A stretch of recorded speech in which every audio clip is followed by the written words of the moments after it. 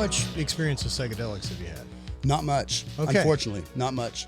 All right. So one of the things I really like, well, not unfortunately, just haven't. So, one of the things I like about mushrooms, right, is like there's this feeling that they have. And I notice the more still I get, the louder it is. And so I think about that as like my problems or whatever internal dialogue or whatever I'm listening to. Like when I get really still and get really present, like I can hear the whispers about like what's going on before it needs to start sounding the megaphone of like, hey, motherfucker, we have a problem here. And so, like what you're saying there about like learning that lesson at that level, right? Like hearing it in the, like catching the whisper instead of waiting for it to fucking smash you in the face with a baseball bat and be like, what? Yeah. What happened? The world's out to get me. And that quiet time is so important. Psychedelics are not, to where it's, I was talking to one of my athletes the other day, and we're talking about where your mind goes when you finally sit still. And I'm like, I'll use myself. I'm not going to use this athlete. I could be thinking about anything I want. Why, when I sit down and get still, is this the first fucking thing that pops up on my mind?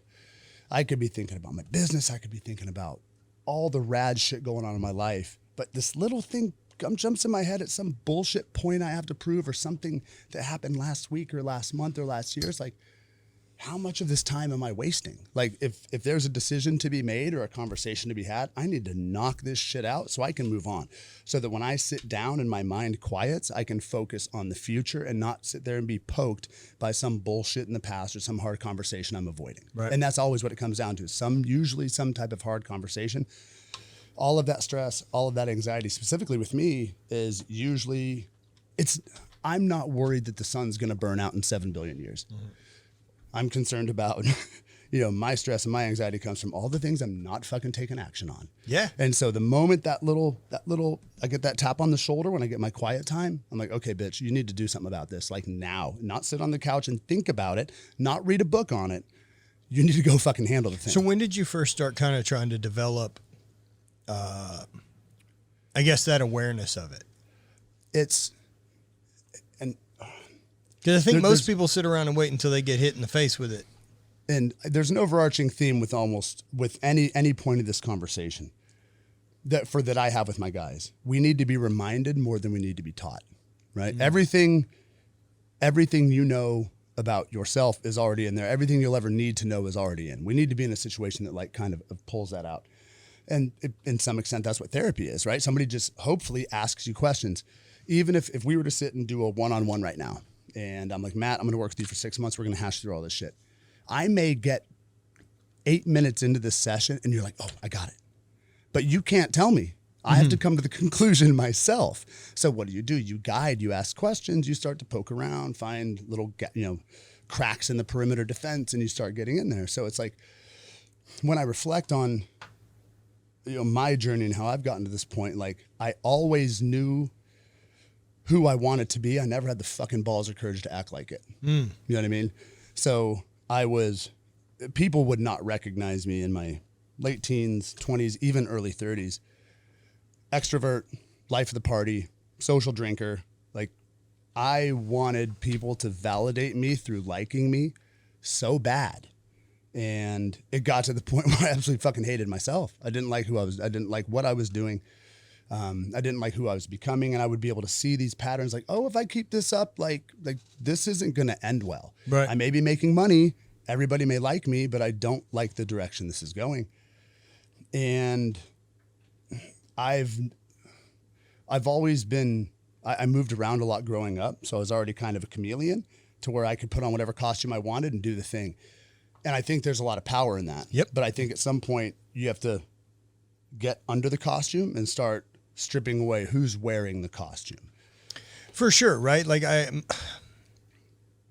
that's such an interesting conversation because I think about, when your identity gets tied to stuff, right? Like the character that I built that competed isn't the same guy that's at home with my chick, you know what I mean? Mm-hmm. The same guy that runs a business operates differently than the guy that's going to be at Burning Man this week. However, like none of the me changes. Like the rules there still all fucking apply, but I'm definitely portraying it through a different lens of whatever that situation asks for. You know, I always think like, as an athlete, right? It's like play in the fucking arena that you chose to be in and operate accordingly. These are the rules. Do your best accordingly. And so that's kind of how I look at the business side or anything else. It's just putting on a different fucking helmet. And mask, like shout out to Brian Peters, really good friend of mine. You know Brian, you know BP. And the way he explained is you have these masks and you have like, dude, the athlete mask that I wear is usually pretty rigid. Don't talk to me. I'm dialed in. We're here to fucking work. The coach mask is very different. It's hypercritical, watching like what the toe does while somebody does an RDL or the amount of effort they're putting. Are they sustaining this? So it's very, very hypercritical.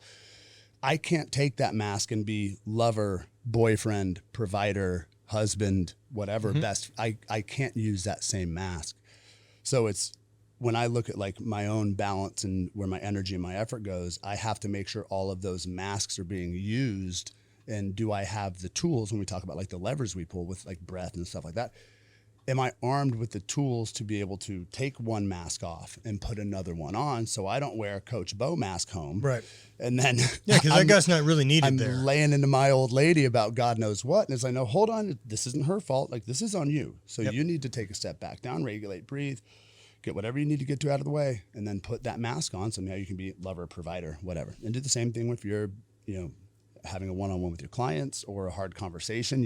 I don't want to take the athlete Beau to have a hard conversation with somebody. I need to have the other Beau, the coach, the empathetic, the understanding, the open Beau, not the very rigid, this is how it is. Right. And I would, you know, even further depth of that, right? Like I would say not just the mask that we wear, and that I want as many masks as possible, right? To have as many options as I can. And in the same way in my toolbox, I look at like, how do I regulate and use emotion? And whether that's intimacy or vulnerability or fucking aggression and violence. I want access to all of them. I don't want aggression and violence to be the only tool in the box to handle anytime there's a fucking problem. And so in the same way, right? Like I want as much mastery of my own understanding to be able to handle those emotional places, to hold space with, get through the problem in the most productive way possible. Yeah, we want control. The idea at the end of the game is I want to control. I want to be in control of my state at all times. And I've yet to meet a single human being that had so much of their world in control that they had a fucking second to take time, energy, and effort to focus on anything outside of their control. There's always something that you can control. So, you know, and again, going back to BP is like the great violence and unshakable peace. Can I go out there and get all my resources to pull something heavy or do something with the firearm?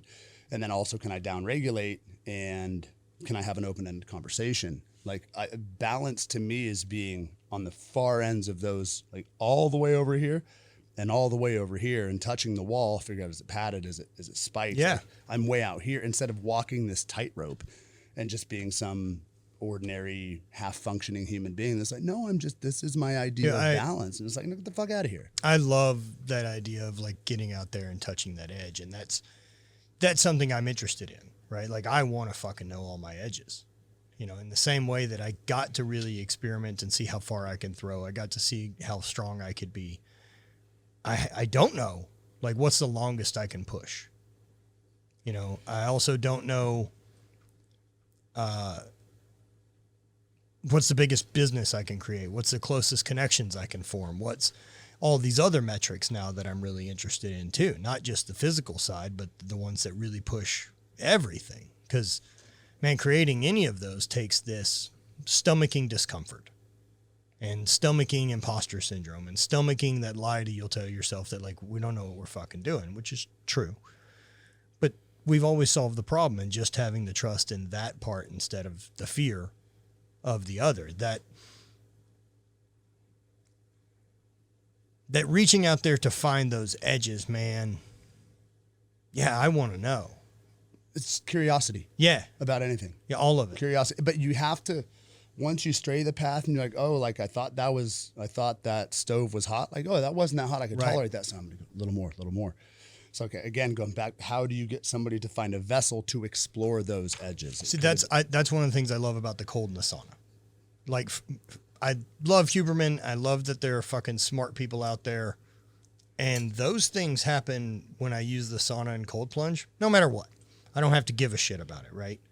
But I think if I have another intention, which is kind of a different thing that I'm trying to accomplish, and using the heat and using the cold as this is a daily practice where I get to touch fucking discomfort and not have to listen to that voice. Like, that's the repetition of being able to say, like, oh, we're all right. We can focus on our breath and we're still fine in here. You know, and so being able to manage that discomfort is what allows. We've felt worse than this. We're okay. We've lost our sense of feel. We overthink. We're not thinking organisms that feel. We're feeling organisms that think, right? We developed the thinking way after we developed impulse and all these other things. And, you know, with like the Daddy Huberman thing, I get it, dude. I'm glad the science is out there. Mm-hmm. But if you ask me why I cold plunge, why I sauna, why I meditate, why I don't meditate for hours on end. Give me 5 to 7 quality minutes. Boom, that's all I need. Yep. But that's what works for me. But maybe that doesn't work for you. Maybe you need 15 minutes. Maybe it takes you a little longer to turn off because you're new at it. So we're trying to science the shit out of all of this stuff. And it's like, where's your fucking sense of feel? When was the last time you stopped for a minute to actually, whoa, I am hungry. I don't have to act on that right now. It's okay to be hungry. Right. It's okay to be fucking cold. It's okay to be hot. It's okay to have an awkward conversation. It's okay to do all of these things. You don't want to think your way through them. Like, stop and feel. And if we would get back into that, we'd be able to learn that our body and our mind and our physiology has this language that it's constantly trying to communicate with the brain. And we're just like, no, shut up, bitch, because heat shock proteins and cold and this, that, and the other. And it's like, no, like, stop and feel. You cold? Okay, cool. Then just continue to feel that. Yeah. And don't act on every impulse. You don't need to act on every single impulse. Right. And I think that's probably one of those things, right? That, you know, my own kind of personal definition of enlightenment, or if that's something I'm chasing, to me, it's, I want full control over the range of my emotions. I don't want those things to get too hot that then they take care of the actions that follow it. And that gets tested, because even when I get high fucking stressed, of course, something else shows up and you're like, all right, we found a threshold. Fuck. Mm-hmm. We felt it coming. Yep. We felt it coming. Did we start breathing earlier? Did we fucking manage it? We didn't. Here we are. Yep. Then you do the math and you go, oh yeah, that's going to add up every single time. Right. Oh, I remember a week ago when I felt shitty. Mm-hmm. And we weren't dealing with it. Yeah, and that goes back to the sense of feel. It's like, you know, people wake up every morning and here's like what this message I'm trying to get across to like my executive guys. And whatever metaphor you want to use, but it's like if you woke up tomorrow morning and you plug your phone in at night, you go to bed, you wake up tomorrow morning and your cell phone's at 60%. You wouldn't think fucking twice to order a brand new cell phone charger.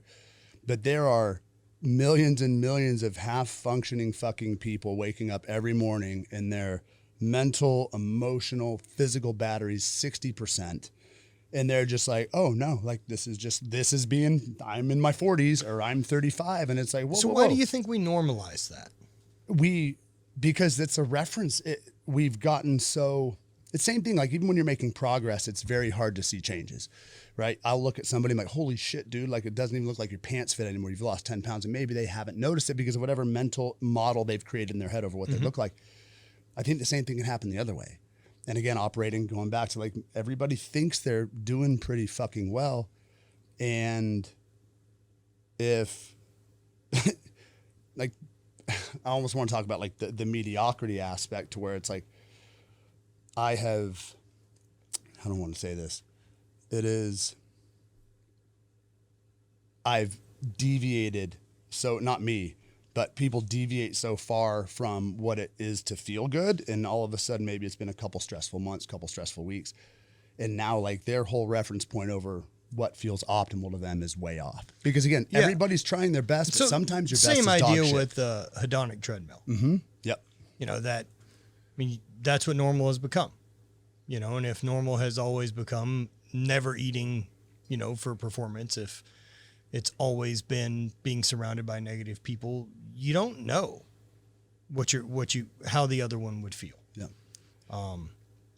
And if that's what seems normal, then that's what becomes your agreement of it. So what is normal to you? Because I ask this question a lot and I joke with people that like, I have no fucking clue what's normal anymore. And normal's never really been a thing. Right. Well, but I have an idea, I suppose, of what I think normal American life is. However, I don't really operate in it. I don't have a circle of people that operate that way. So the truth is, I don't know a whole fucking lot about it. Yeah. I know it based on media, which I believe they're liars. So I don't really fucking know, to be dead honest. But what at least I'm thinking is we've got a bunch of men and women who got through their 20s and quickly married and had kids and found themselves into a career and with debt before they did any fucking self-exploration work whatsoever. That they spent 30 years of their life trying to answer someone else's idea of what success looks like. And by the time they figure it out, you're too far in to want to fucking pull the ripcord and run backwards to get to where you can start again. And some people just eat it. They just eat it forever, as that's how it's supposed to be. You're supposed to fuck less once you're married. You're supposed to, have debt. You're supposed to get with your friends on the weekend and drink and bitch. You're supposed to go to the same place with vacation every year for 20 years. You're supposed to welcome these traditions. You're supposed to do all these things, right? That you're supposed to believe success comes with physical comfort. That like success and abundance doesn't have, like when you're really successful, you don't have to manage abundance. And I think that's what normal people think. And I think they're just in it. I think they're just in the path. I think they're just doing the thing every day and aren't making a single fucking choice of their own. And that comes back to like, when I was saying that I believe everybody is, I try to have that level of empathy because I look back on my life at every stage of my life. I thought I was fucking killing it. Sure. Right. Even I was I can't wait to be embarrassed in my 50s at what I'm currently doing. I'm so fucking thankful that like Instagram and social media wasn't huge when I was in Tokyo for 4 years. And dude, like the duck lips, like the kissy duck lips at the Vegas pools, you know what I mean? Out till like 6 a.m. Like I thought I was killing it and I was just half functioning fucking D-bag. But here's the kicker. And this is with the level of empathy I have with people. I had to go through that thing to come to where I am now. In this level of fucking cynicism where people just look out and it's like you can view people where they're at. Like we're all on the same fucking path. And I can look at somewhere where 4 years ago, 5 years ago, when I was still bitter at the fitness industry and all this other stuff and being broke, and I'm like, they don't fucking get it. They don't get it. They don't get it. And it's like, oh, hold on there, D-bag. Like take a step back. Remember, let's look this way. Remember when you had people throwing up during your warm-ups like 12 years ago?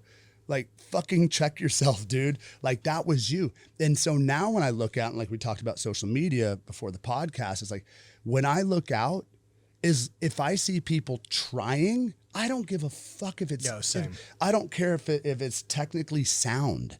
If somebody's out there giving a max effort, dude, I'm like high five. Like I am pulling for you from here. Cause I remember when my best was absolute dog shit 12 years ago, 8 years ago.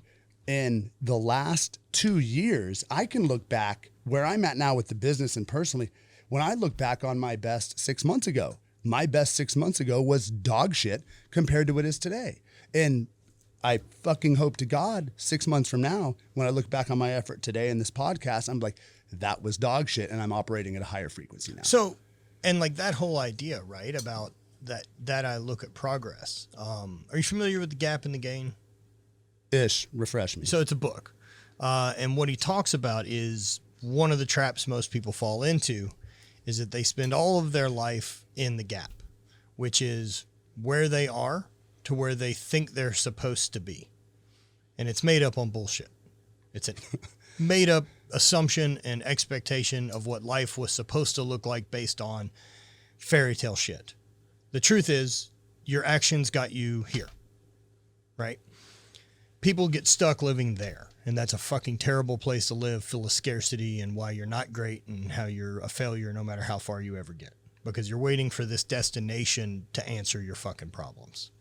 Whereas if you live in the game, you're able to measure all of your progress backwards and be able to look, where was I in 5 years ago and what were his stresses? Are they still our stress? They're not. We're making progress.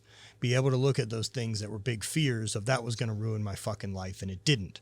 We're making progress, right? Like, so being able to live there stays in the abundance for where you're going. It doesn't mean I'm hitting the fucking brakes and now it's good enough. I'm stoked on where I'm at, and I'm even more stoked on where it's going. And oftentimes we fail, you know, we go for like owning a gym or stacking clients, and like kind of my personal brand stuff is like you gun for this thing and then you get it and you never stop and light yourself some candles and have a little cake and like, fuck yeah, high I've gotten five. better about because that. But that's what I'm getting at. You just power right through and you're like, oh, of course I was going to land the deal. Of course they're going to pay me X number of dollars. Of course our membership is this. And you just fucking power on. And it's like, dude, hold on, stop for a minute. Cause this was once I saw this, you know, all of these breakthroughs I've had have been like Neo in the Matrix, to where as soon as it's been here the whole fucking time. Oh yeah, it's been yeah. here. And once you see it, you can never fucking unsee it. And one of these things is like the ebbs and flow of life, right? And the way it was like, I thrive in flow. When COVID hit, if the room's on fire, I'm clapping, I'm dancing around. I'm like, I know what to do in this. When shit gets quiet, I get in fucking trouble and I get real skeptical of a lot of stuff. But what I've learned to do with this ebb and flow is like, because I thrive in that flow state where I'm just running and gunning, hair's on fire, you know, unicycle, juggling. During that ebb flow now, I'm actually stopping and taking accountability for all of the stuff that washed on the shore in that flow state. And now it's like, oh, because every wave that comes in, the beach is different. There's different shells, craps, like whatever metaphor you want to use. But it's like when you actually stop and you're like, okay, like I have some quiet time. I should actually account for everything that's changed in the last days, weeks, months. And then, because guess what? The next wave is coming. The next wave is fucking coming. So take account of what happened in that last flow state, best you can, enjoy it, and then but stay ready because that other wave is coming. Then you just notice the frequency up and down, and it just never ends. No, that's for sure something I've been trying to embrace better. In the same way you say, I know that I'm my happiest running full speed juggling 4 plates. Juggling 5, I want to kill fucking everyone around me, and juggling 3, I'm bored to tears. And so like I'm done pretending that's not what I like. Yeah. Because if I am fully accountable and I have to have that rule of, I don't have to do a fucking thing. Right. That is a fact. If I want to lay in fucking bed today, not answer my phone and not talk to a single person, no one physically can stop me from doing that. So that means if I've gotten on my fucking feet, everything's a choice. And so I'm here for all of it, right? Like I'm here for the ups and the downs. I'm here for the good days and the bad days. I'm here for all of it because this is the life I choose. And understanding that when it's hot, like it's cool. But that's coming. I think that choice thing is scary with people because it sounds so non-committal. Like I'm choosing to wake up at 4 a.m. to go serve my people the best way I can. I'm choosing the woman I'm with. I'm choosing this.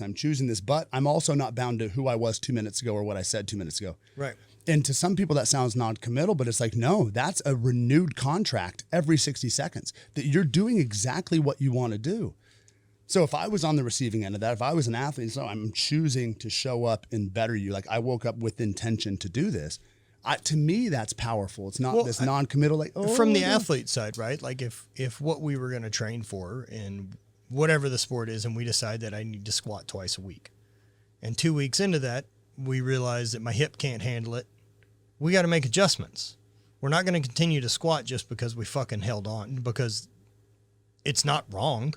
Squatting's not wrong. It's just not great in this instance. And especially, what are we trying to accomplish by squatting?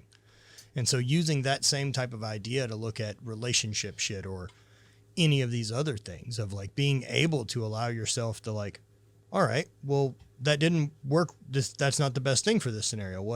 Let's figure out what is. And like, would anybody, like, would you and your old lady rather have this agreed upon legal document that's like, no, we signed this thing like 6 years ago. I know she loves me and we're good. It's like, hold on. Because if that's the foundation of your relationship is like, it might be, you might need to check in a little deeper than that. But if there's that understanding, it's like, no, I woke up this morning and I'm choosing to be with this person. To me, that's way more empowering. I would much prefer that. And it's like, no, we signed it, we did the thing, and it's like every day you need to make your choices. I don't know that we'll ever do the paperwork part for being married, but part of what I like about that, right, is like, it's easy to leave. You don't have to question it. If you really want to fucking go, I'll help you.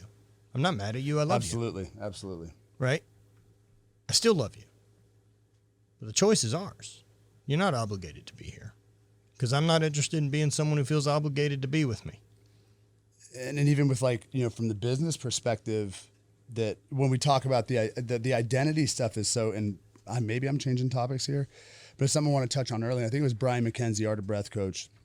One of the most powerful things I heard him say, it is an impossibility to be anything that can change. I'll say it again. It's an impossibility to be anything that can change. A Highland Games athlete, strength and conditioning coach, a mother, a father, a lover, a husband, a wife, an aunt. God forbid that a mother all of a sudden, because of some freak accident, is not a mother anymore. Or just kids move out, man. Or kids move out. And that's, yeah, absolutely. But it becomes that you're not the thing, you're not the hat you wear, but you are the accumulation of the capability and capacity you built, the human built, doing that thing. Mm-hmm. And we were talking earlier, like you and I went very different routes to come to very similar conclusions, which I think is fucking amazing.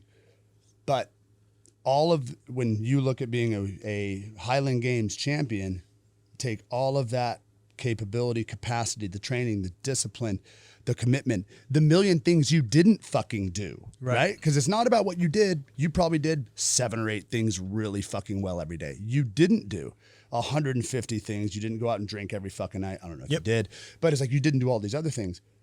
So you can take that capability, that capacity that you took doing that and just lateral shift and put it into any fucking lane you wanted to. And it becomes a force multiplier. Right. So if my gym V23 athletics, for a while I was like, oh, I'm like this badass coach. And I love my own scent. I love my training. I love my fucking warm-ups. I have the best warm-ups.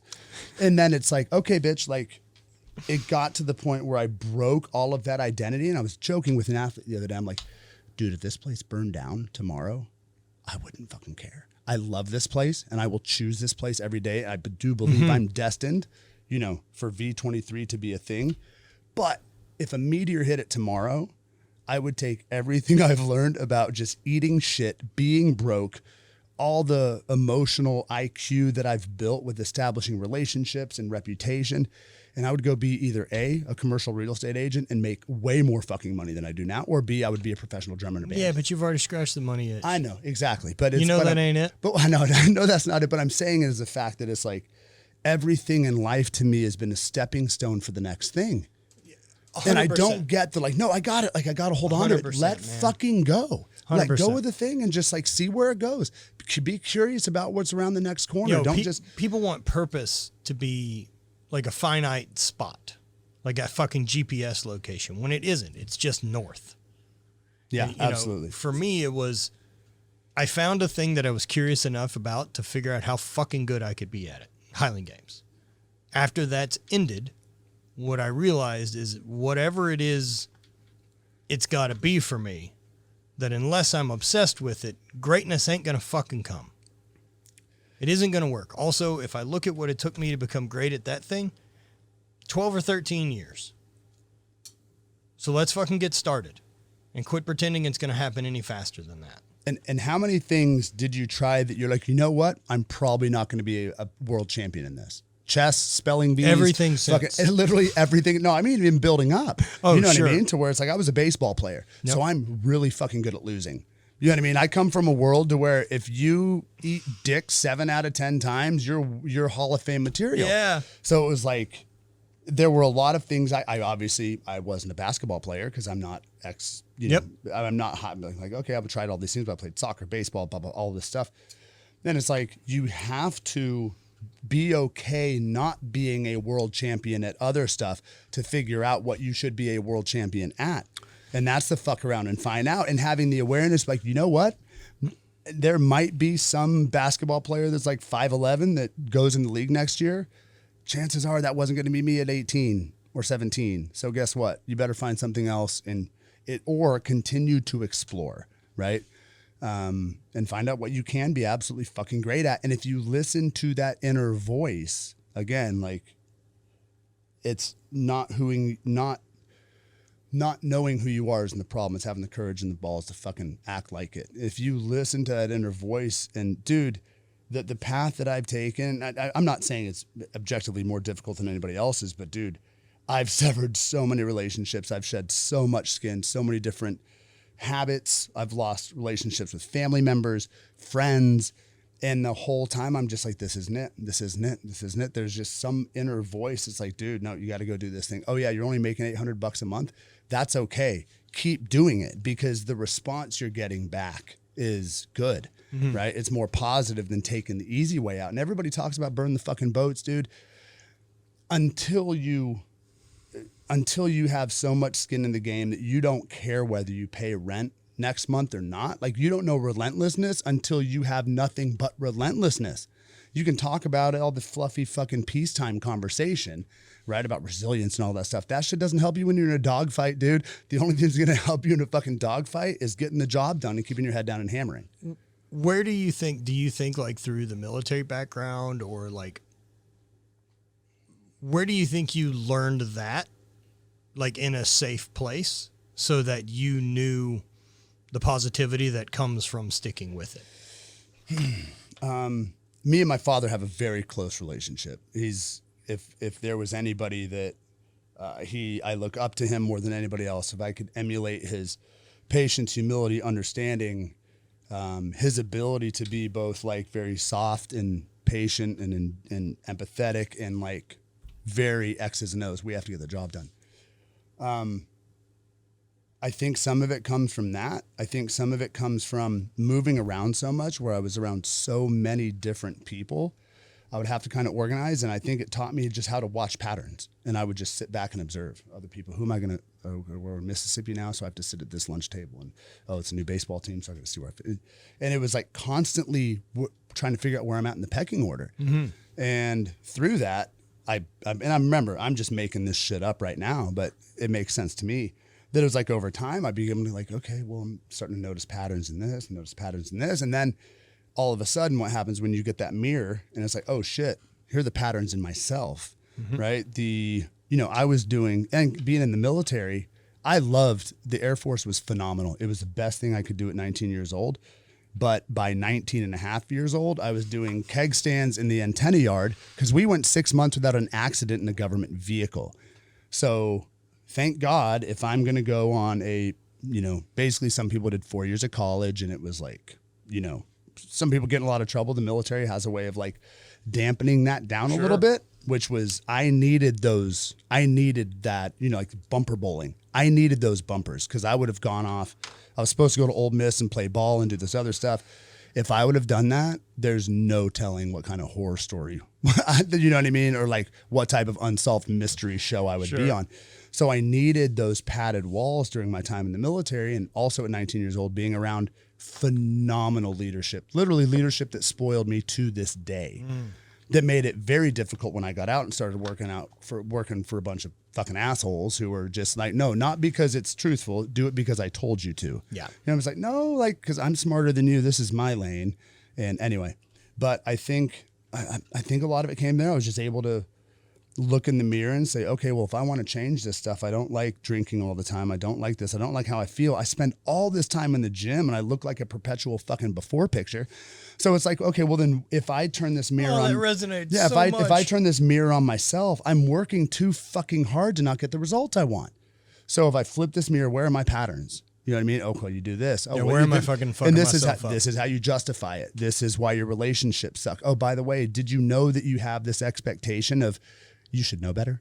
Well, and that's even, I found out even like that coach. Thing about like drinking and doing the social thing. there's a big chunk of us that is programmed to believe that that's what the social thing is. And then if you don't drink, it's gone. And it's tricky because that drinking thing is built so fucking deep into our culture. With a lot of veterans too. And you know, Yeah. it's so funny because and again, like the people in my life right now that have come into my life in the last 2 or 3 years, it's fucking incredible, dude. And now it's like, we hosted this thing over at Eric Hinman's house, like shout out Eric. We host this thing at his house. There's probably 14 to 15 different brand owners, all males. Mm-hmm. It's a fucking hot dog cart at his house, right? 14 business owners, entrepreneurs, some investors, you know, it's like this little incubator thing. And we have like this 3 days where it's you get up, ruck, workout, breakfast, sauna, ice, go work out, do the thing, incubator stuff, talk about brands and yada, yada, and then sauna, ice and all this stuff.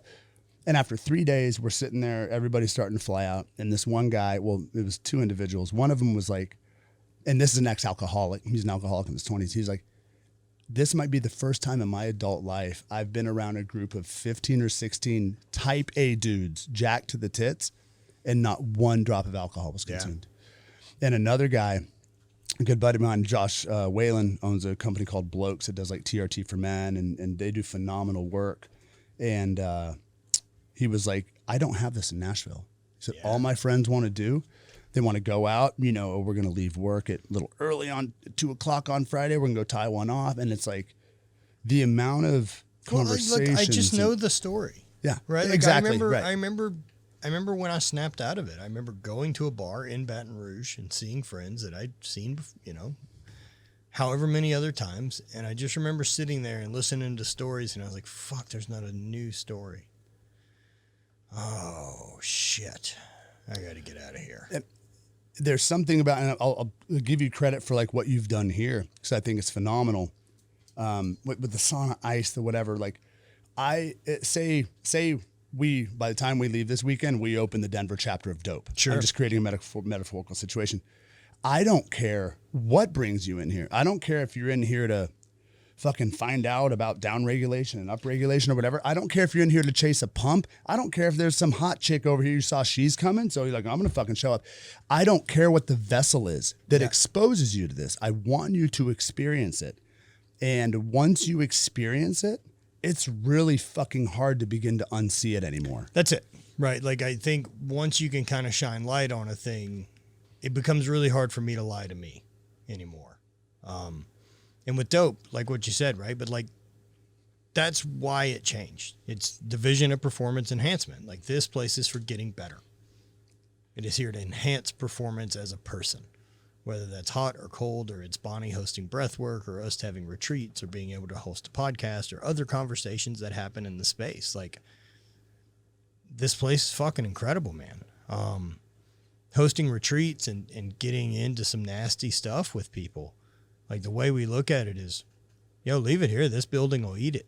It's capable. That's a great perspective. I like that. Let the building take care of it. Yep. Just leave it here with it. It's more than happy to. It's got enough good vibes. It can power through anything you give it. And it has nothing to do with that fucking Pink's neon sign up there. But that's part of the show. It's part of the facade, right? Yep. It's like, what I've come to realize is I spent a bunch of years bouncing and working in strip clubs and bars. that sign's for you. And like, I'm like, oh man, my comfort zone is a little bit of a place that looks like an empty bar and club. Yeah. And I'm like, noted. But it's a vibe, dude. It's a vibe. And that's vibe. where it's like, you know, with V23, with our gym, it's like, dude, like I told you earlier when we met, it was like I'm a geek about strength and conditioning. I'm a geek about it.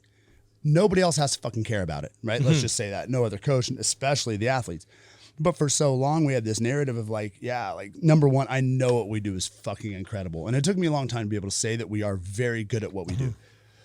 But we had this narrative, and then, you know, Instagram, social media messaging and all this stuff. There's like, I want you to come for really good fitness, really good strength and conditioning. We can get you creepy strong. We can get you highly aerobic. I can get you 8 weeks away from anything you would ever, any human endeavor you want to do. Put people on Everest. That's what I'm 100-mile bike ride. About. Like, I just want to be kind of ready to go. We can do whatever. And that was a narrative.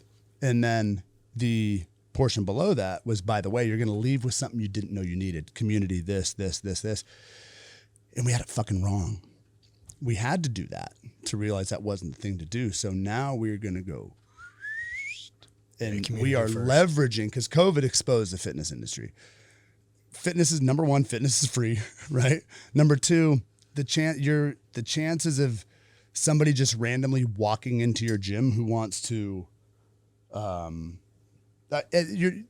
tools that you have at your disposal, like our people are our greatest asset. It's not the strength and conditioning. And that's just why I'm going to cut that one short and just get at that. But it's like, we realize with the sauna, the cold plunge and all of that stuff, it was like, we have a community here and our people are fucking amazing. And this is our greatest asset. So now how do we, if this is our product, is our community. Yeah, how do we serve our community? How do we serve our community? But then also, how do we get people interested in this? Because they think it's just a bunch of tattooed 220-pound dudes headbutting the door before they fucking pull 7. And I'm serious, because we've had strongman athletes. We've had all of that. Yeah. And it has been that, but it's not all the time. We're not a CrossFit gym or a strongman gym or a powerlifting gym or a HIIT gym or whatever. And fitness is weird, where the consumer dictates what things are, and their taste in it, unfortunately, is not very good.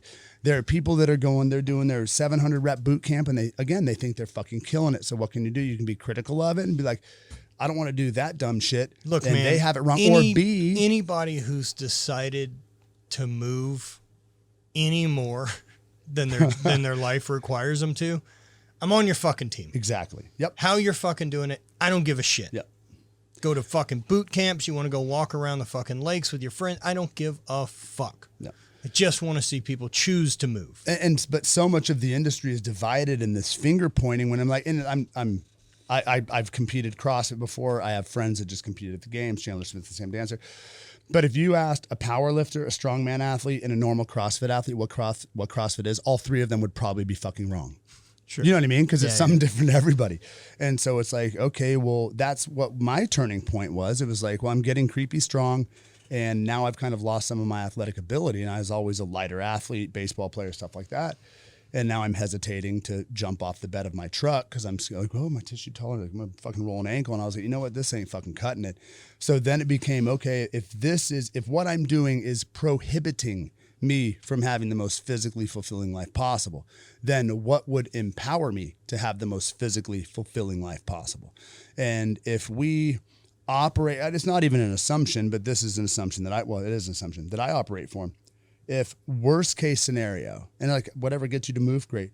Worst case scenario, the human body is a vessel for experiences. Mm-hmm. And if we want to, whether it's emotional growth, physical growth, mental growth, whatever, we have to learn through experience. You can't get experience from a book. Well, you need to understand. The brain's fucking awesome, right? But this is the sensory tool. Yeah, exactly. So if we agree that if I say to myself, I want the most physically fulfilling life possible and I want to generate experiences, if my fucking vessel to do that is weak, breaking down, out of shape, I can't bend over to touch my fucking toes. I'm slouched over on the couch like an asshole all day.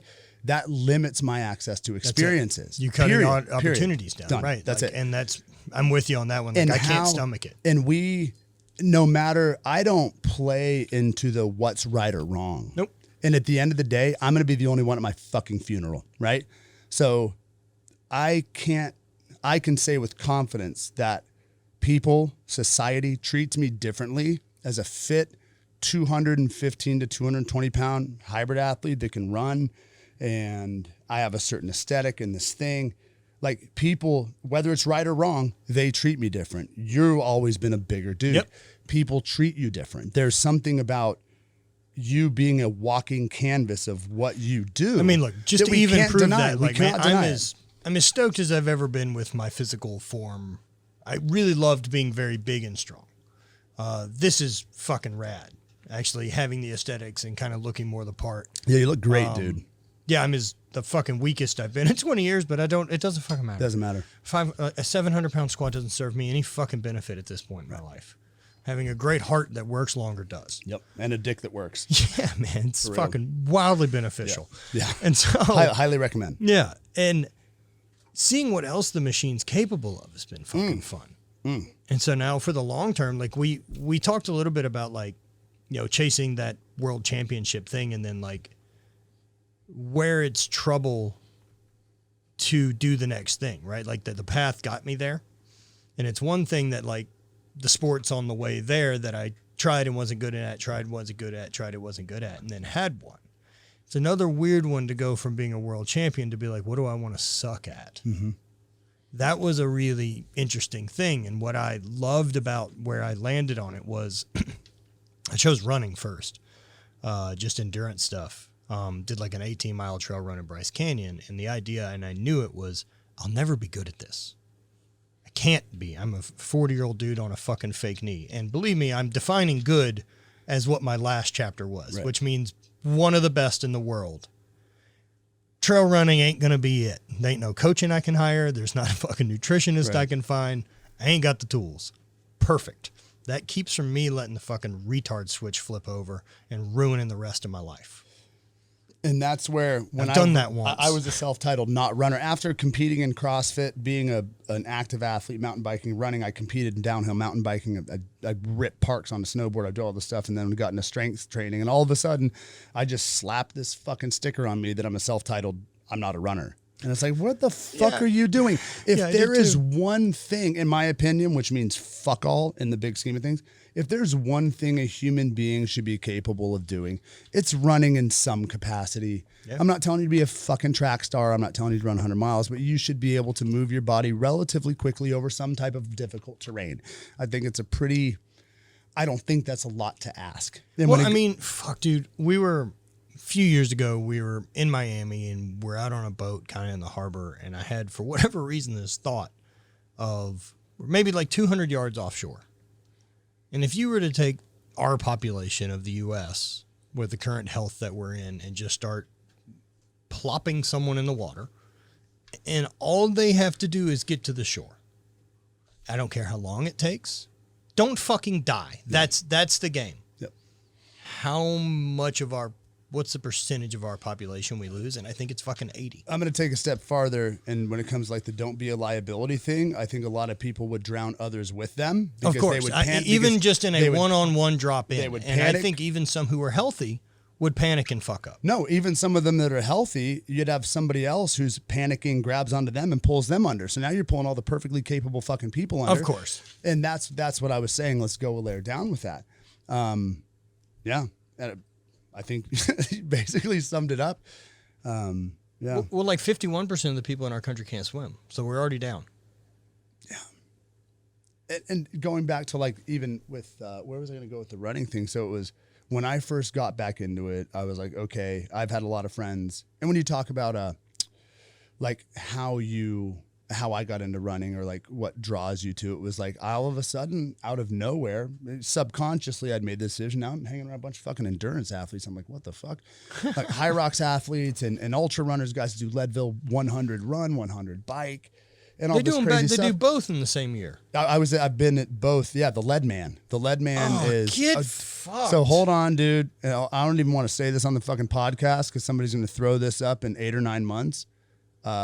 There's a very, very, very small chance I may make a run for it next year. You're going to try to do both? I don't know. All right. I don't know. But there's... That's all right. I understand a seed. I need to find out what that little poke is. But again, it's like, I think the reason, and we're just going to shotgun this whole fucking thing, when it comes to the curiosity, and we talked about like my origins of training, it's like I think we're scared of what could be true.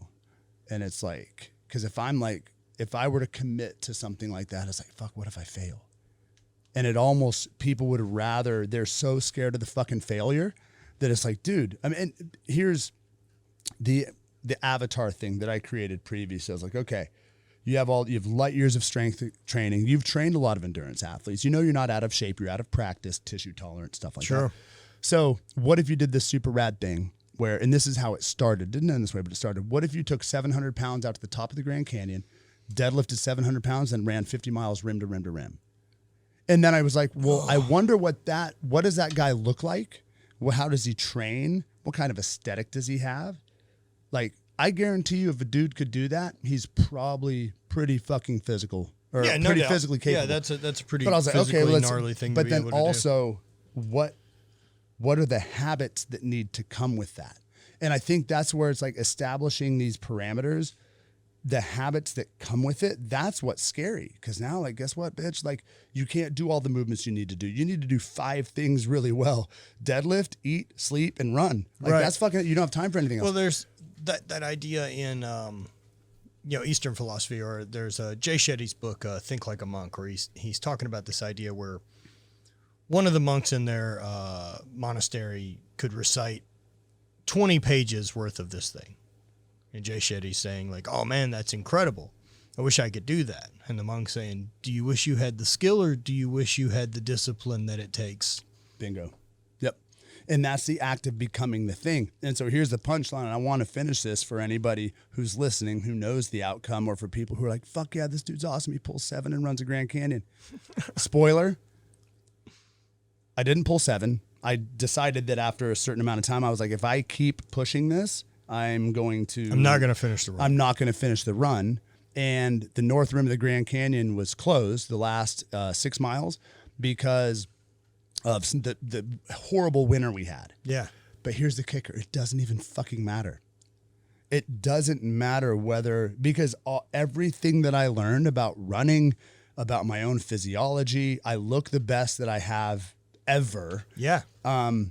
Like everything that I got in that process. Oh, you only pulled like 670, you bitch, or whatever, and then did a 50K. And you only ran 42 miles across the Grand Canyon because it was fucking closed, you pussy. And it's like, well, it's not the destination. And that's where dude, have the balls to shoot through the fucking target.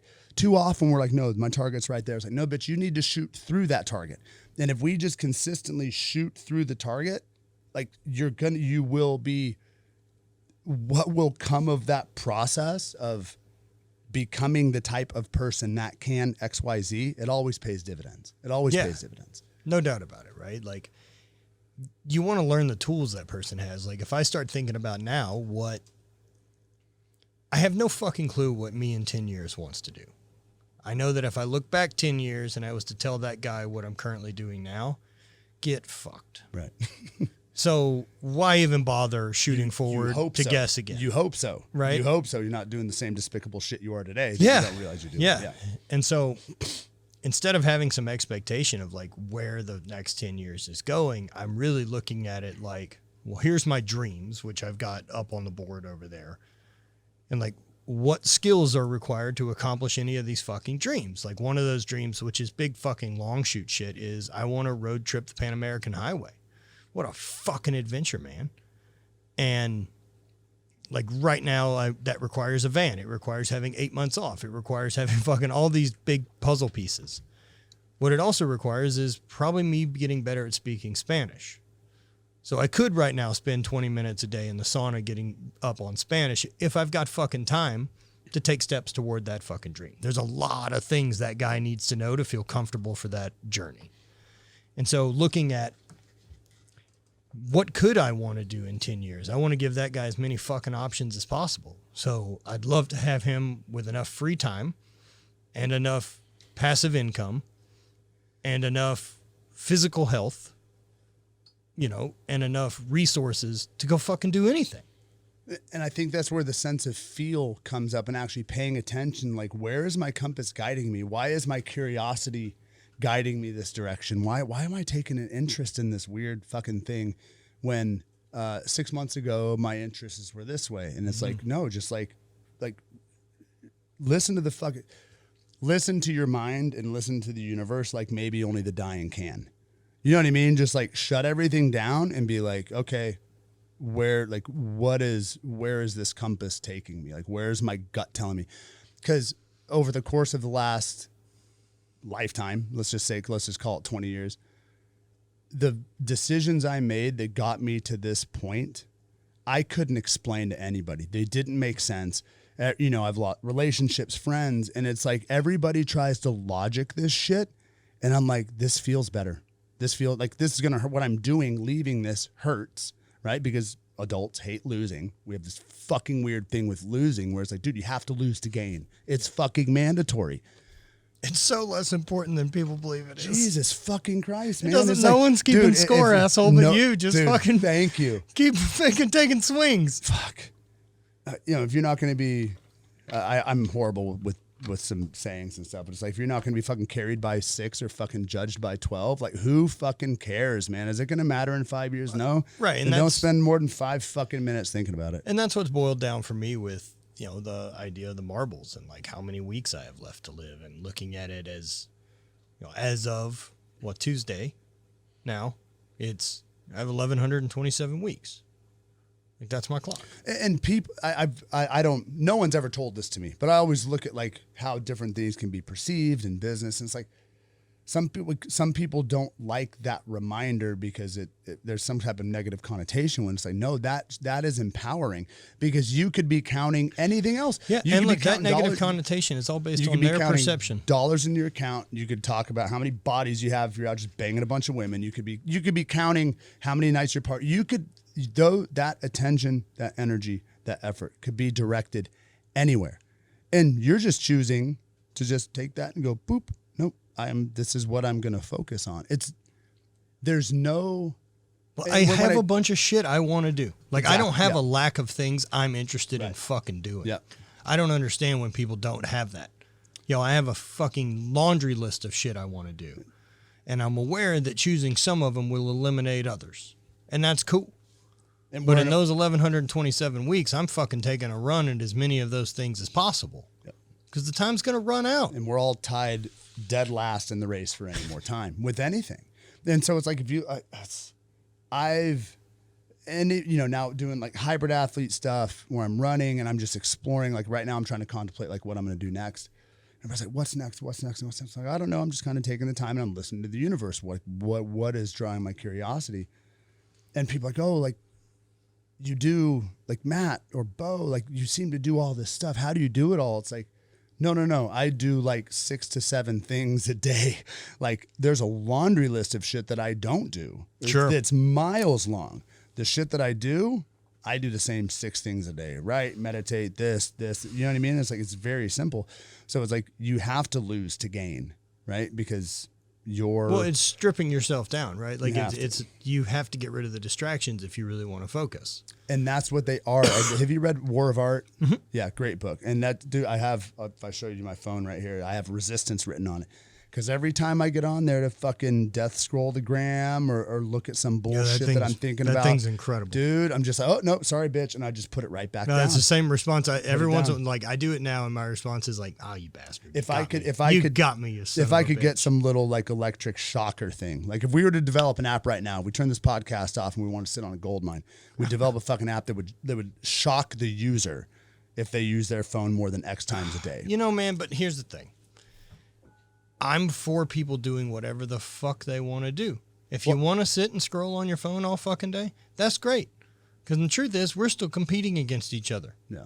I'm going to win. Yeah, that's true. That's fucking fine by me. If you don't give a fuck about your life, I ain't here to fucking sell you on how great it can be. Yeah. I don't give a shit. And that's, I think that's huge to where it's like when we learn from experience and by example, I think that's, with all the finger pointing and bullshit and posturing that goes on in life or social media in general, there's the Marcus Aurelius quote, like, spend no time talking about what a good man should be one. That is where I'm at with almost every fucking aspect of my life. I'm tired of fucking talking about fitness. I'm tired of talking about this. I'm tired of talking about this. I'm tired of talking about heat shock proteins. I'm tired of talking about how the fact that 72 degrees is the fucking temperature of mediocrity, and that with gene expression and all this other stuff. So you know what I'm going to do?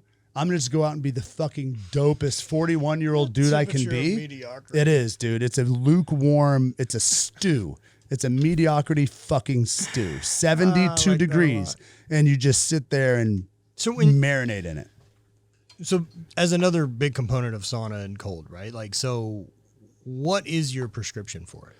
I do. I try to get in there once a day. We have an outfit at V23 right now. We have ice barrels. We have partnership with ice barrels. So we have ice barrels, and the poor Instacart bastards are getting fucking fit, dude. Because I have them humping like 100 pounds. You're still paying for ice to get in. I know. There. We have our. Damn it. Yeah, I know. It's a fucking dinosaur. We have our first cold tub coming in the next week or two, and then we have a. What type of tub? Traditional sauna. Dude, I don't know. I will let you know as soon as I get it. It's a brand new company. Right on. It's a athlete of mine, friend of mine. They own a really, really cool franchise in Denver. Everything's local, but dude, their like social media looks like a fucking catalog from 1986. Hell It's yeah. just like some girl who's sitting there on a hot tub, and it's like, dude, That's like, great. do people still shop for hot tubs now? Like the big gaudy ones with the purple disco lights and shit? I hope so. And it's like, hey, by the way, you have this new tool, circa 2015 social media. And by the way, if you were to have, with Hinman and those guys, if you were to ask if you were to go in Costco and say, hey, I want you to name like 5 sauna brands, they might be able to name 2. Yeah. And they're probably ones they saw on social media. The other people, they're not interested in saunas in the first place. Yeah, they don't so care. with like Sisu Sauna, dude, they make some phenomenal shit. And hopefully we're going to get one of those.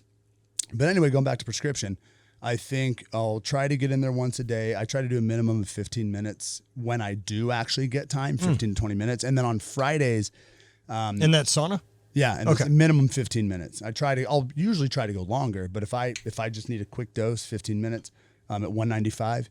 And on Fridays, that's when I do my fully. That's when it's like, I'll train. We have a ton of people come in, and then it's 15 minutes sauna, 2 to 3 minutes ice, 3 laps. So it's like a full 50 minutes. It's a full fire and ice, kind of XPT dude, style. And that's where, dude, the conversation. It's not that I'm like, I don't think it's like rigid. Like, no, guys, we have like another 30 seconds to stand here. It's because I'm having such a dope conversation with some random dude who just dropped in, and I'm like, fuck, man, let's do another lap. Yeah, like, let's go they're out. rigid. Even, I think, so we have a guy here, local Josh, that's been awesome, does hot and cold, fire and ice stuff, and full XPT coach. And he was saying even Laird and Gabby recently have kind of dropped the protocol being as strict isn't what's magic here. Yep. What's magic is the community. What's magic is the shared discomfort. What's magic is sharing time with people who are choosing to do a hard thing only because it makes them better. Like, that's the magic. Yeah, absolutely. It's the same thing with diet and stuff now, dude. And like, I've never questioned my physiology more than I am right now, specifically with my nutrition, because I turned into a total fucking carby Barbie, where like the last 2 years with endurance work and, the powerlifting and the hybrid thing, I was still very like high fat, tons of red meat. I was going through pounds and pounds and pounds of red meat a week, bone broth rice. Like, I think I'm fucking killing it. And after I did my last event, which we can talk about a little bit, the Crossing for Cystic Fibrosis, in June, I was like, okay, I'm inflamed as fuck. I'm swollen. Like, I'm gonna change some shit up. And I've never done bodybuilding, so who doesn't love body? I'm gonna go like, in 10 to 12 weeks, I'm just gonna chase a pump, knowing fucking well after 3 weeks I'm gonna be over it, right? And I'll get back to the thing. And so I'm like talking to my buddy Jeremiah, and I'm like, hey, let's lay this diet thing out. Let's do this, because he's old Venice Beach bodybuilder. And I was like, okay, I'm going to go high carb, like, 3,900 calories, 4,000 calories a day. I was at 223 when I did that. When I showed up here today, I'm 209. Oh, shit. And I've been doing like, I'm not telling people to do this. I've been doing like 800 to 1,100 calorie, like bowls of rice-based cereal with whey protein before bed. And just, dude, my body, I don't know exactly what's going on with it, but my inflammation is gone. I'm leaner than I've been in 5 years. And I'm literally like, now again, like we told when we met, like I'm managing my caloric load for the day is tits on every day. Okay. 250 protein, 400 carb, fat, which I wasn't managing as well because I'm going off feeling before, right? Same. I'm going off feeling. I'm intuitive eating. And it's like, dude, yesterday, even with counting my macros, I woke up at 4 a.m., coffee, ketone IQ, holler Michael Brandt. I had that in the morning. Coached 5:15 to 7, had my executive guys and a triathlete in 7 to 8. 8 o'clock to 9 o'clock, I had two young women who were training together. I had an hour to train at 9 to 10. And then I had a High Rocks athlete, an executive come in 11:30, blah, blah, blah. Anyway, the thing gets to 1 p.m. and I look at my macro. I've had a fucking granola bar. Oh, shit. So I don't. And I'm an adult male. I'm 210 pounds. Yeah, need a bit more. A little bit more, but it's like I don't manage that so that it makes me neurotic, or I don't manage it so I'm not overeating. I manage it because I want to be a high functioning motherfucker, and I need to be eating enough. And most people I know aren't eating enough. Yeah, and if they are, they're would over-consuming say, the wrong shit. Even like this being like the leanest and probably most aesthetic I've been consistently for a period of time, like I'm not giving it a ton of focus. Yeah. I'm Which is basically, nice. I know that I'm doing an hour of zone 2 cardio every day, so I don't have to give a ton of a shit because that's already taken 1,200 calories off of me. Mm-hmm. And so I've got meals that are already prepped, and so I just eat 4 of them. It usually puts me around that, and then I have a Halo Top before bed. I'm 2,500 calories. Dude, the Halo Top got creamy as shit in the last 2 years good. because I turned it off for a They're while. fucking good, man. Yeah, and I it used to be like the space food. Don't where get me it would wrong. just I chunk. don't believe it's fucking, it ain't ice cream. No, no, But- not even close. But going back to the food thing, It's not it was the like worst thing to put in my system. I've never geeked out around food because it's always been very performance based. But I was like, hey, this is one thing within fitness and that I've never delved into is Yeah. really. And if there was any reason I was going to get into bodybuilding, the only of course, everybody wants to look like. Well, a I just fucking think rock. there's a massive skill in learning how to manipulate your body weight. Bingo. And you can use that if you know how to. Again, one of those levers that we can learn how to pull. If you learn how to pull that lever, Well, and it you're damn like, sure makes me never a fucking victim again. yeah. Bingo. If I'm fat, I know why. Yeah. I've been eating too much. right. It's easy for me to fix this. And I love that perspective. It's like, this is going to, keep me from being a piece of shit anytime I end up trying to be a piece of shit. Like, oh, by the way, I have this lever I can pull. I am in control. Yeah, and I'm I in don't control. think everyone needs to do that, right? Like, I think I eat intuitively. And the reason I can do that is, well, I've also lost 100 pounds. When I used to eat intuitively, I was a big fucking look like a goddamn memory foam mattress. And now I eat intuitively, but I also don't eat anything like what I used to eat. And it's changed. Yeah. And you have to at least have that. Like, so, I mean, if you're intuitively eating right now and you're fucking not how you want to look, you have to change a thing. And that probably means at first, why don't you track some fucking calories just to have an idea of what portions look like? Bingo. Know the rules before you break the rules. And it's like, I think there's this really cool, it's a Jordan Peterson thing that he wrote to where it's like, the beginner has to abide by the dogma. Mm-hmm. You have to stay in the pre-constructed rules. This is what you get. And unfortunately, a lot of people just fucking stay there. They don't just jump over and learn a new dogma and then learn a new dogma and learn a new dogma. And after doing that long enough, now I want to make sure I say this right. Now the student isn't a servant to the dogma. The dogma is a servant to the master. Because now I have all of these different pre-constructed boundaries and rules, and now I can mix and match as I see fit. And now they serve me. And so whether it's nutrition or strongman or throwing, it's like, okay, I know this thing very well. Now, how can this one, the skill train, how can I take this concept and make it better over here? What I look at that as is same idea is, I guess I call it like fluency.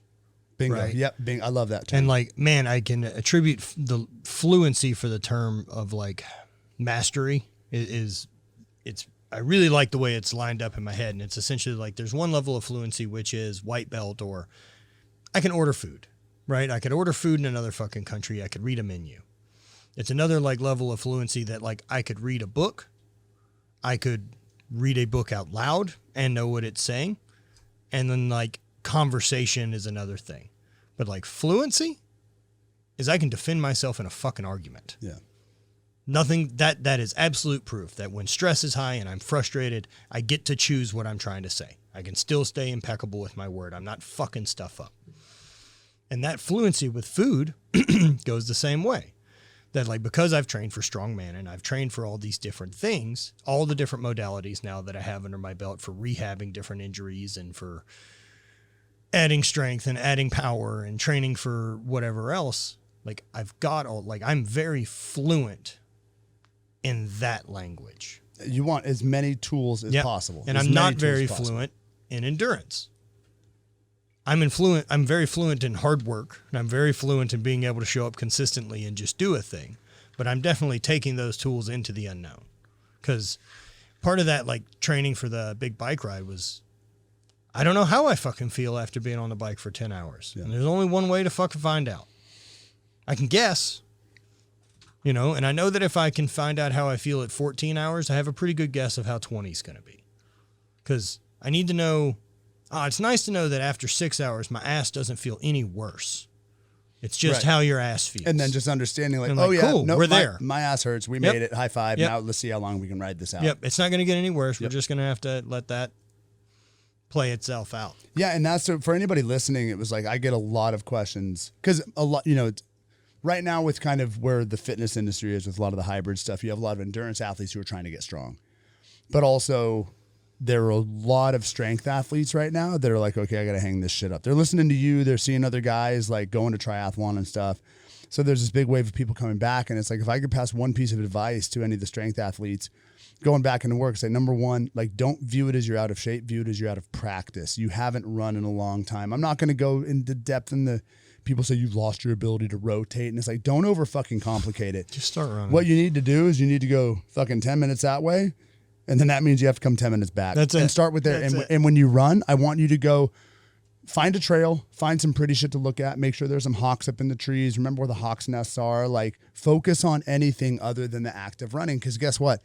It's way easier to do that if you enjoy it than if it's fucking punishment, if it's the treadmill of just fucking yourself up. So it's like, look, you need to become the type of person that enjoys running. Which means you need some good fucking shoes. Don't generate fatigue.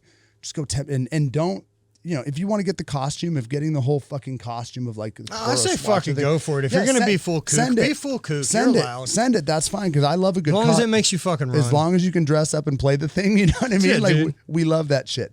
But it's like, just go out and like enjoy, instead of focusing on how much it sucks. Run a minute, walk a minute, run a minute, walk a minute. Because the guys I know that were just banged out the Leadville fucking 100 above 200 pounds, you know, 2 years ago when they were getting into this, they were running 16-minute and 30-second miles and not being apologetic. They're like, this is what I have to do to build the base. Just like anything else, you got to learn the letters, and then you put letters together, then you put a word together, and then you put a sentence together. I didn't do any research training for the Bryce Canyon thing. I just simply looked at it as it was an 18-mile thing. I have a 7-hour time limit. I need to be able to move at 2.67 miles an hour to finish. Can I do that? Mm-hmm. I think so. Yeah. I can walk at 3. I know there'll be elevation, so we've got some other stuff to deal with, but yeah. And so at that point, like when I first started training, the first 2 weeks were hour a day on the treadmill, run as much as I want. We don't have to push it, but we're going to run when we can. And if you can't run right now because of knee or hip, that's cool. Yeah. But be honest with yourself that you can't run right now. Don't just stop. And also, like, you know, what I would say is like, stop reading about running and stop Googling running. Just go fucking run. Just go run. Just go do it's linear progression. It's going to suck. Just fucking run a little harder than you did last week. That's how it works. And that's what we got into. So with this crossing for cystic fibrosis we did, it's a over 80-mile paddleboard from Bahamas to Florida. Huge fundraiser for a organization 501 called Piper's Angels. Now a friend of mine, Travis Suit, his daughter was diagnosed with CF when she was very young. When did you go do this? This I've done the last 2 years. Okay. And his daughter, very young, diagnosed with CF. He was like, this is obviously horrible. It's ruining my world. How do I turn this into a positive? Started this thing. Boom. Now it's a massive organization that just celebrated their 10-year anniversary. But my buddy Alex Newkirk, we're sitting around on Christmas Eve, and we're like, dude, like, we have all this fucking fitness and we're not doing anything with it. He's like, hey, there's this thing in Florida. So I'm like, dude, fuck yeah, I'll go do it with you. Meanwhile, I've never really I've paddle boarded and like drank beer on the lake, but I've never actually ocean going paddle boarded. So I knew nothing about it, but I was like, this is the type of shit I want to be doing. That sounds rad. Leave a beach at midnight and try to get to Lake Worth Beach, Florida, from the Bahamas. Yeah. Get to Lake Worth Beach, Florida by after the afternoon the next day. Like, fuck yeah. And then it's like, instead of Googling how to train for paddleboard, it's like, okay, well, if I know enough about strength and conditioning and I know enough about the human condition in the body, like, I wonder what somebody like this does. Well, number one, like, you do this, and I probably have to lose some weight and this, and I just create this avatar in my head of an individual who can fucking do it. And then literally a buddy of mine, Casey, went out with us this year. He'd never paddled on the ocean before, but he's a fucking animal in it. He's a savage in everything else he does. So of course he'll no problem. He'll figure it out. And it's an incredible experience. And I just had another guy, he was an athlete of mine a year ago. And this is where we talk about, like, just go do the fucking thing instead of talking about it. Or after we did that last year, there's the Oahu Pentathlon, which is you circumnavigate the island, 5 disciplines, run, bike, swim, yada, yada, whatever. And I had a guy, I put up a picture of some Wu-Tang Clan and run the Jules tickets that I got yesterday. This dude's been blowing me up. This guy, Brad, he's like, hey, man, I want to go to the gym to see you. I'm like, dude, I'm fucking busy. Like, yada, yada. So he comes in last night, hands me these tickets. He's like, dude, I'm taking off in 2 days to do the Oahu Pentathlon. He was like, you inspired me. He said, me and 2 of my friends, we've been kayaking. We've been doing all this shit. So I need some tips on nutrition. I'm like, let's fucking go. Because 2 years ago when he was an athlete, he's like, oh, diet, and I want to be lean, and I want abs, and I want all this. But he wouldn't put the tools, he wouldn't put all that together to become the type of person that has these things. Now, 2 years later, he every morning he wakes up, he knows he has this fucking Wahoo pentathlon hanging over his head. So what does he do? His diet, his sleep, it's everything he's not doing. And because of having that hanging over his head, now the dude's jacked. He's ripped because he's kayaking. He's doing all this stuff. So how can I have you commit to something that's so fucking scary that you have no choice but to change whatever despicable behavior that you currently have and guide that in something that's going to serve you, right? And that's where I try to work with my guys on now, is I want you to ideally sign up for the biggest, scariest thing, or write a fucking check that a very fearful part of you doesn't think you can fucking cash, and let's fucking go. Because you can, like, the moment it's been so transformative for me. I'm like, oh dude, like this begins to get like the Matrix. It's like business or branding. Like, oh, all I have to do is like visualize this thing, and then my brain's going to get me going that direction. And there's like, the only cheat code is giving a fuck. That's really it. Yep. Like you go follow the intention. You know, you've been traveling, connecting with people, rad people. And every time you go to seminars, you go to workshops, you come do podcasts, and you're like, this motherfucker has it figured out. And you walk in there and it's like, oh, there's another facade with the thing and the thing. And it's like, that's what everybody's just fucking trying. That's it. It's that's all anyone's doing. No one has any fucking clue. Nobody has any fucking clue. No. And also, like, do you have fucking knew any of the goddamn jobs we're all doing are? Yeah. Like everybody made None up. of this even existed 15 fucking years and ago. you're just making up something to do. And it's like that with entrepreneurship, like it's a little scarier because like, guess what? I don't have somebody telling me what to do. I always think that's so as an entrepreneur, right? Like there's the difference, right? Executing all day on task, like that makes you a fucking killer to begin with. If you can fucking stay focused and execute all day, you'll be just fine. Yep. It's then also having to figure out the task to execute on.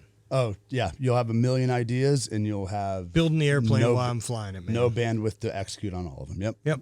And so it's, what can I do today that actually moves the needle? And those are the 2 or 3 things that I attack first out of the gate after my morning routine. And then whatever else kind of comes. Yeah. I heard something. It's like if you make, when it comes like make one big decision a day. And if you do that, one decision a week, you had 4 decisions done in a month. That's it. You get one big decision, one big hard conversation a day. Dude, you knocked out 30 in a month. And that's more than most people execute in a whole fucking year because they're just running from it or they're too scared of confrontation. And it's like, dude, just fucking handle it. As soon as you get the first one done, you're going to be hungry for the next one. You're like, oh shit, that wasn't as bad as I thought it is. Because it never is. It never is. No, we're always way worse to ourselves. Yeah, we're always way worse to ourselves. Yeah, there's a saying is like, of all the horrific shit that I've been through in my life, like a handful of them actually happened. Most of them were just totally imagined. Most of them were imagined. One of those practices I picked up from 4-Hour Work Week years ago was this, like when the anxiety is high, like, all right, write it out. What's the worst case scenario that you're afraid of? And it's losing everything. What would have to happen today for that to take place? How many times would you have a chance to fucking intervene between now and everything going away?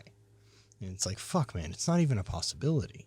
Yeah, and even just writing stuff down was a practice I did with my coach. It was like a thing with an employee, and I'm like, well, I don't want to give away too much, but it was like I ran through this scenario, and my coach was like, okay, say you fire this person tomorrow. What does the next 3 days look like? And I'm like, oh, I go through it in the mental exercise, and then I get to Monday, and I'm like, oh, actually, that's not that bad. Like, this is exactly what I gain. This is what I lose, and now it's tangible. It's not just running on the hamster wheel of my head, thinking, oh, what's and letting an emotion make the decision. No, fucking thank you. Yep. Right. Yep. Yeah, no way, dude. Yep. Man, I love everything you guys are fucking doing, dude. It seems real similar to vibe to kind of what we've got going here, and it's been rad connecting with other strength guys that are diving into the awareness piece. I think we need it. I think people need it, and community's really that big factor. Even something simple like looking at Maslow's hierarchy of needs. I guess simple's not the word, but looking at something as structured as that, like it's food, water, shelter, right? and then self-actualizations toward the top. We've been trying to cut over community and love and support because those things are needed. And when we separate and divide and let bullshit get in our way, and then we've focused on becoming a text-based society, which divides and splits us more because we read things in our voice in our head, not the way someone says it. Yeah. The community part's needed. Like if I know, I can look at my own history and see how much I was shaped by the people I was around, and I didn't pick any of these fucking people. My brother, my mom and dad, where I was born in Louisiana and what the environment was there, and like who I was influenced, right? I was shaped tremendously by that. Well, if I'm aware that's what's going to shape me, I should be really fucking intentional about the 10 people I choose to spend my fucking time with now. Ain't none of it accidental. Everyone that I want to be around makes me better, or we don't need to be around each other.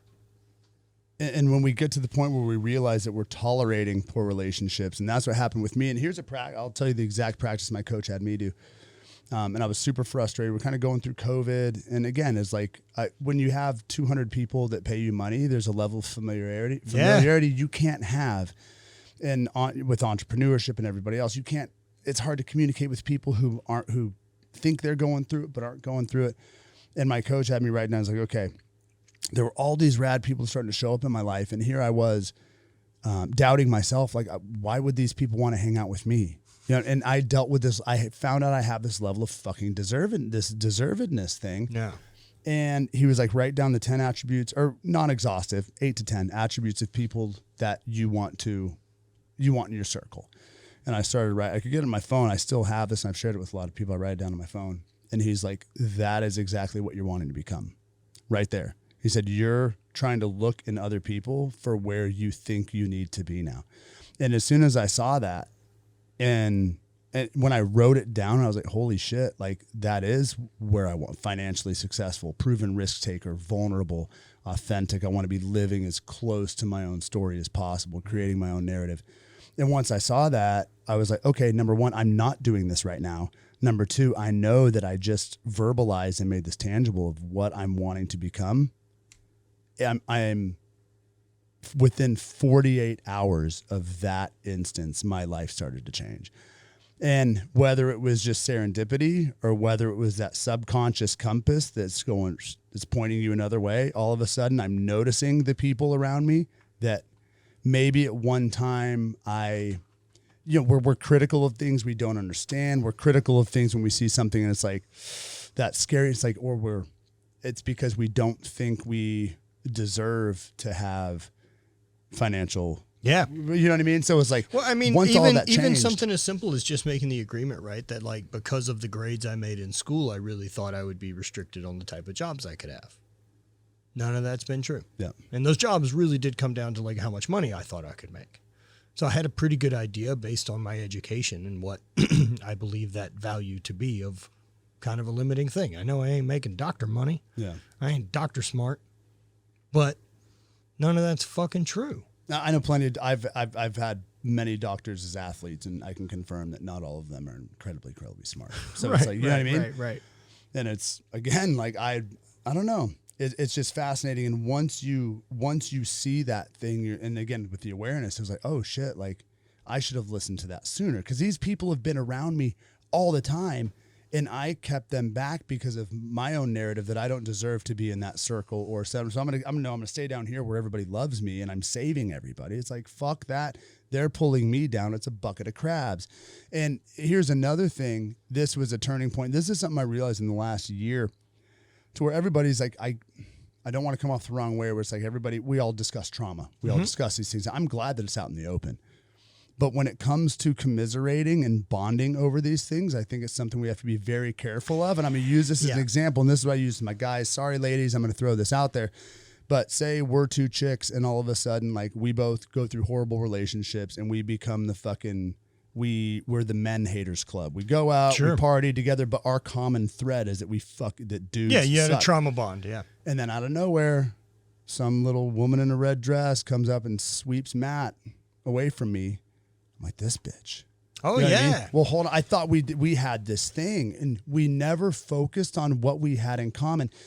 And when I started noticing the relationships I've made with people I was commiserating over what we didn't like versus people in my circle that I bonded over what we like, I'm like, oh, guess what, bitch? Like all of these horrible relationships and this bitterness this angst that you're putting out into the world, that's because you're trying to bond with other people over shit you don't like. And when you look at your messaging and your narrative, it's like now that's another, I have all these viewfinders, you know, the little red thing that you click and it's like click, click.